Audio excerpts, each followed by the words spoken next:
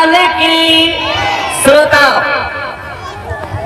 कहने लगी सभी सखियां, रुक्मिणी या तो तुम हमारे इस खेल से अलग हो जाओ या अपने इस चंद्र बदन पर पर्दा कर लो। और क्या बोली है सही,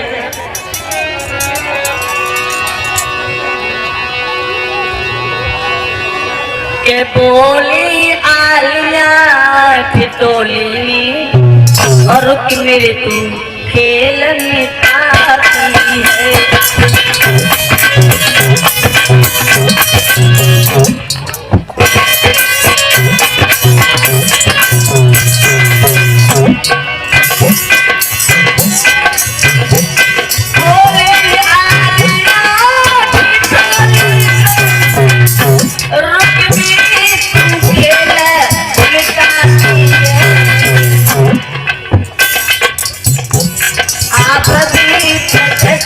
हो जाती है हम सबको भी प्रगटाती है।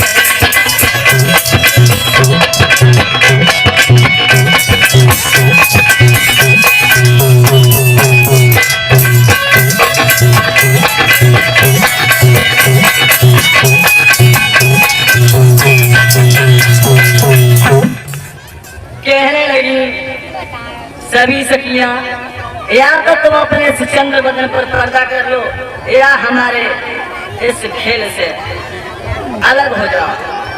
मेरे श्रोताओ, जब ये शब्द सुना तो रुक्मिणी मारी गुस्सा के मारा कहनी वही वहां से चली आई। धर्रा का ऊपर खेलो, आज के बाद उनको माध्यम खेलने का होना है। महलों में रह रही है, काउ से बातों नहीं कर रही। तो पहले हमारे यहाँ पर भाट लोग आया करते थे, भाट।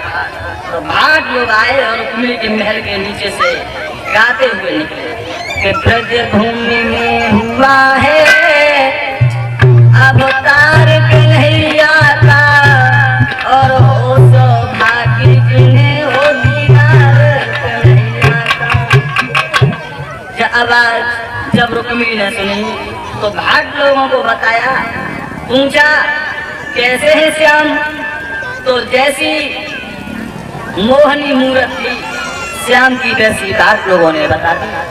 अब वो मोहनी मूरत रुक्मिणी ने अपने दिल में छुपा ली। खाते पीते सोते जगते श्री कृष्णचंद्र को ही याद करती है कि अब शादी करूंगी तो श्याम के साथ ही करूंगी। लेकिन याद रखना श्रोताओ, धीरे धीरे रुक्मिणी 16 साल की हो गई। तो एक दिन गुड्डा गुड़िया को खेलने का महल में तो मैया ने पूछी, बिटिया जी का है रहो है। तो रुक्मिणी कहने लगी, मैया मैं अपने गुड्डा को ब्याह कर रही हूँ, गुड्डा को ब्याह। सोई रुक्मिणी की मैया के दिमाग में झटका लगो कि हाँ अब मेरी बेटी भी गुड्डा की हो गई है। आज मैं अपने महाराज को बुला करके शादी के बारे में बात करूंगा। महाराज भीष्म को बुलवाया, श्रीमन कोई सुंदर घर वर देखो और हमारी लड़की का विवाह करते। महाराज भीष्म राज दरबार में आए, सभी दरबारियों को बुलाया। कहने लगे, मंत्रियों सभासदों, आज इस सभा में छोटा बड़ा कोई नहीं है, सब बराबर है। क्यों श्रीमन, आप लोगों ने हमारी बेटी देखी है ना रुक्मिणी? हाँ देखी है। उसके लिए हमें एक वर की तलाश है। वर की तलाश है।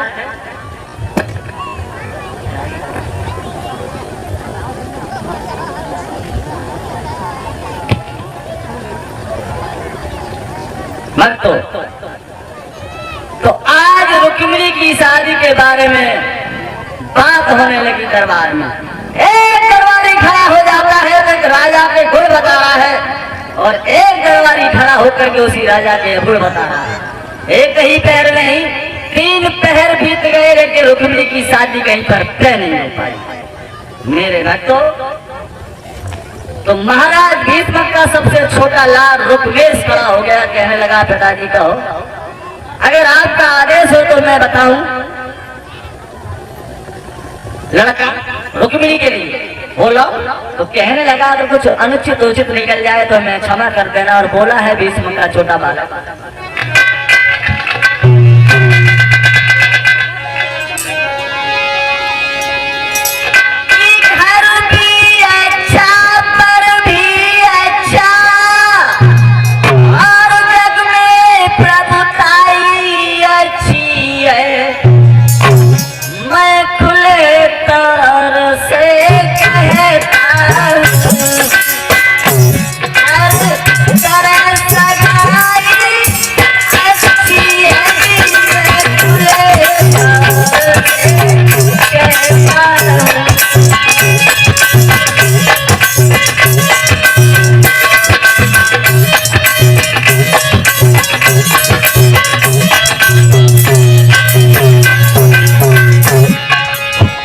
बोला है पिताजी,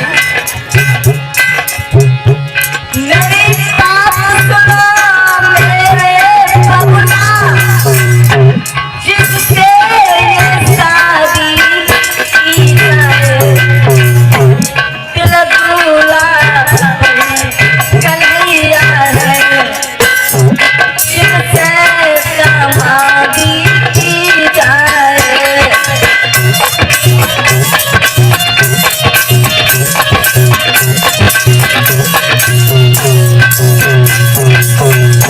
कहने लगा पिताजी जो द्वारकापुरी के रहने वाले हैं श्याम, अगर उनके साथ में हमारी बहन की शादी कर दी जाए तो इस जोड़ी में 4 चांद लग जाएंगे। उसी सभा में रोकुम बैठा हुआ था, कहने लगा नादा लेके, अरे क्या कह रहा है, जिसकी जात का पता नहीं, जिसके बाप का पता नहीं, कोई कहता है कि वो बसदेव का लड़का है, कोई कहता है कि बाबा नंद का लड़का है, ऐसे के साथ में हम अपनी बहन की शादी कर रहे हैं। और बोला है पिताजी सुनो हमारी बात, कि अरे गन बन बन गया